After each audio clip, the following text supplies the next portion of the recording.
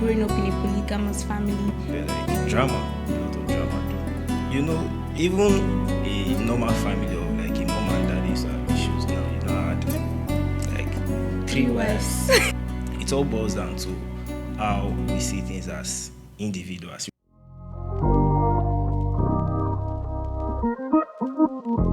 Hi guys, welcome to Heart Echoes on botpod.com, where we talk about life's most intricate matters. We talk about topics around pain, pleasure, masculinity, feminism, in fact, everything emotional. I remain your humble host Halima, and today we have an extremely special guest. This particular guest now is very close to my heart. Ladies and gentlemen, please help me welcome Abdul Hamid. Hi guys, it's nice finally being here, I know, right? Yeah. And I'm very happy you finally agreed. Guys, it was a lot of pressure, begging. In fact, you have no idea. I went through a lot to bring this young man to sit on this seat. Okay, that's fine. We are here now, so. How are you? I'm fine, I'm okay. Yeah, I'm very sure you're fine. Yeah, I'm very fine. This Tinubu economy is not doing too much. I'm fine, I'm okay. All right. So, you know why you're here, right? Today we're talking about something that, I don't know, a lot of people shy away from. Okay. You understand? And I'm happy that, you're willing to talk about it. So our topic today is about polygamy. Right? Okay. And just to be clear, so my audience can I was blackmailed to talking about it. Who blackmailed you? Did I put gun on your head? You did, actually. I was blackmailed. As in, well, let me not say anything, but don't expose me. Yeah, I'm your host. Don't do that to me. It's fine. It's okay. Okay. So polygamy actually is when someone is married to multiple partners, okay. Right? Okay. There are different types of polygamy, but today we're talking about polygyny, where a man gets married to multiple wives. The popular one. Yes. So you grew up in a polygamous family, right? Yes, I did. So, what was it like growing up in a polygamous family?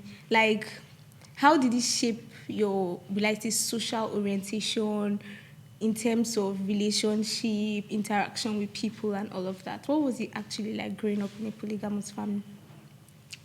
For me, I think it's more of your perception about the whole thing. I can't say, okay, for me now, what works for me might not work for somebody else. Yeah. Like my siblings, they don't have like my character, so we grew up in the same Your house. bad character. We grew up in the same house, and we virtually have different characters, different ways of saying things. So it all boils down to how we see things as individuals, irrespective of growing up in a polygamous home or in a single mom, as in a mom and dad's home. So, okay. So as a child now, what were your experiences as a child, My experiences were like drama, a lot of drama too. Because most times, even mom, as in just a normal family of like a mom and dad, they used to have issues. Now, had like three wives. So it's like 3 wives and how many children? It's like triple the drama. Yeah, it's like triple the drama. So I think that's what you should expect from having multiple partners, I guess. So you don't have specific, maybe what will give me happy moments, sad moments, happy moments, I think if it comes to arguments, it's outside people.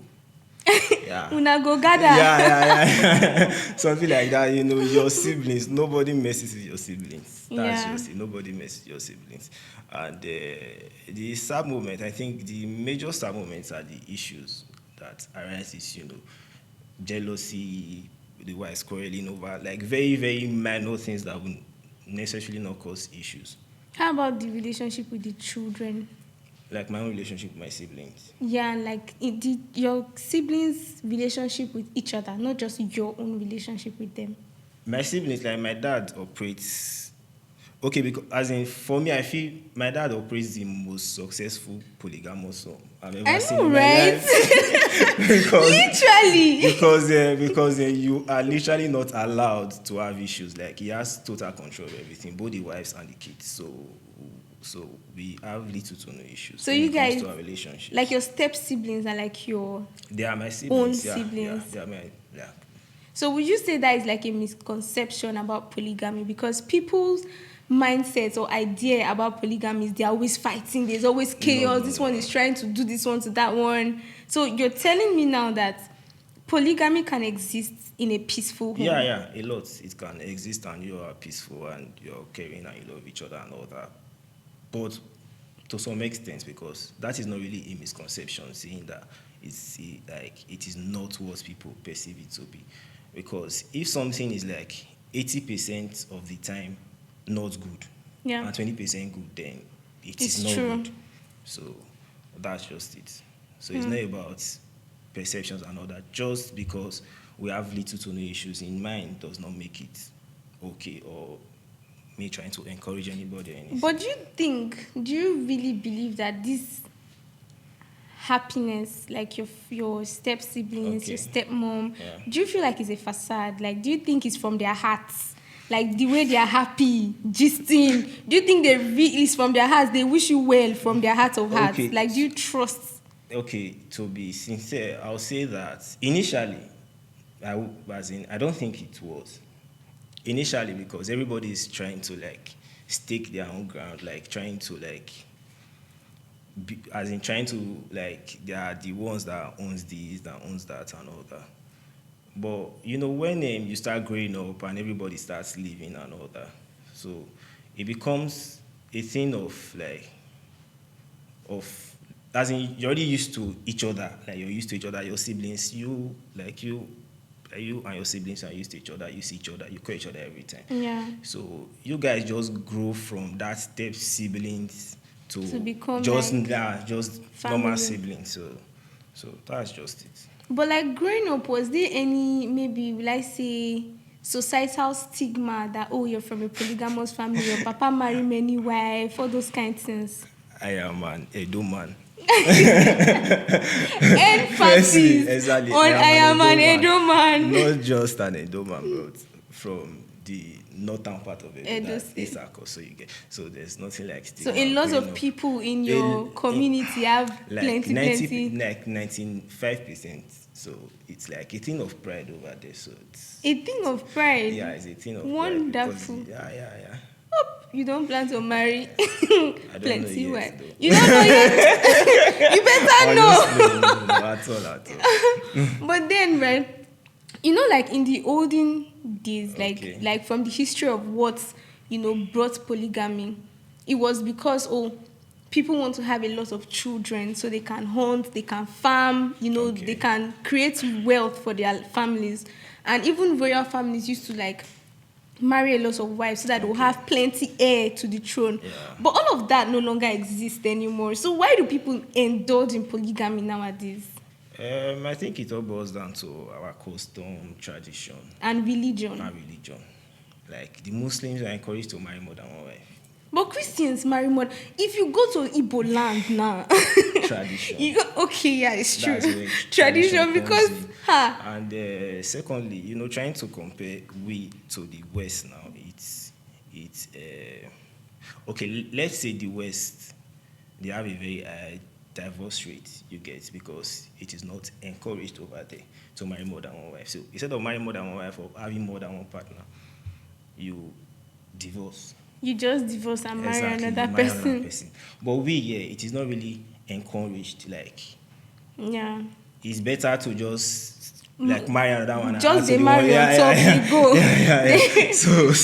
So I think that's like the difference and all that. So that's, And I think men too feel like they have power when they have plenty wives. if you can take They care have of them, options. yeah. It's like a thing of pride. It's like a thing of pride to some men, but based on also the factor that divorce is not really like a thing here like that. So that's why you see me and my mother and wife. Well, it's normally they'll just chase the other one out of the house. But then my major problem about polygamy, right, is the financial aspect. Honestly, like I can't imagine thinking about it if my dad just give birth to 3 of us now. Share for just the flex.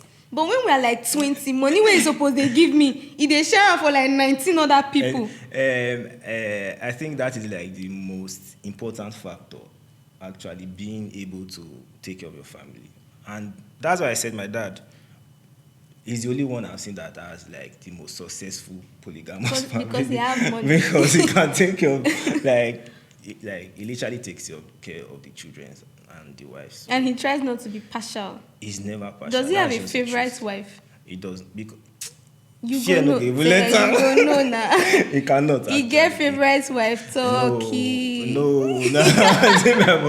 My dad is like, he tries to maintain some sort of like equality and all that. So it's fair. So you're saying you don't advise somebody that is not financially stable? I wouldn't ever advise somebody that is financially stable to my mother and my wife. Why? Because at the end of the day, I don't think it is worth it. Why? Why do you say so? Because you seem to feel like, from what you've been telling me, you had no issue growing up in a polygamous family. You grew up happy. Because the drama growing up, firstly, is not even worth it. Like all those issues and quarrels and all that. Can you give me an instance, like a specific instance, like of one quarrel that really just made you say, damn this thing? I can't, as in, let me... The quarrel is mostly between the wives. It's not like my dad is involved or anything. Like, no be me supposed to cook today. Exactly. Why my husband It's my husband like is supposed to be you're the in one my... supposed to wash the clothes today, or like I'm not supposed to wash the clothes today, or I'm supposed to cook today, or you put buckets from front of my room or something. Why you go put? Okay, so I get it now. So on a normal day now, those things are not supposed to be a problem. But because you dey vex for this person, like you have this resentment in your heart, so you're like, you don't enter my trap. Exactly. But like any small thing is like but then though, but now like there's no, like you can stay for a year if you never hear any issue. Yeah, so. But like when the wife's transferring this aggression to the kids, like now, let me say your stepmom now will come they beat you because of your mama, or go they curse you because of your mama. No. So they try not to transfer the aggression. Yeah.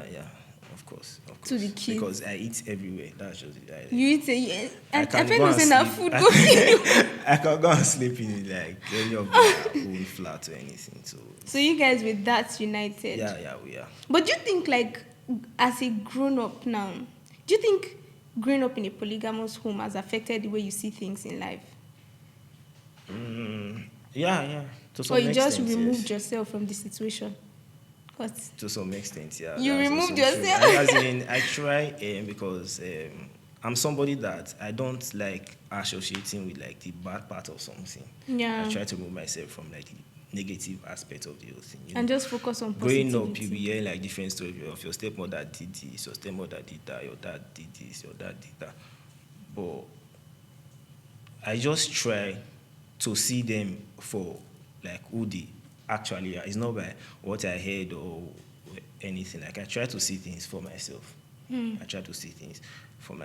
And most time, just because somebody tells you your stepmother or your stepfather did this, when your stepmother or your father did this, does not really mean they actually did, or probably the way the person saw it was not the way it is. So that's just... But if you go back in time, would you want to come from a different type of family setting? Yes, I would. To just have your mom, dad, sister. Of course, I think anybody would. Okay.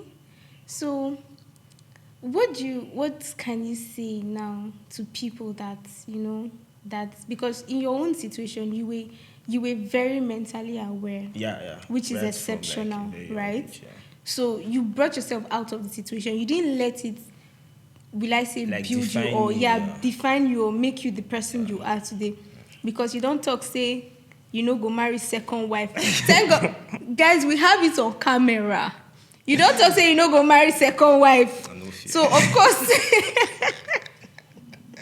No of course, you were able to come out of maybe any toxic Yeah. situations. Basically. So how do you think you can advise or encourage people that are still in that space of toxicity?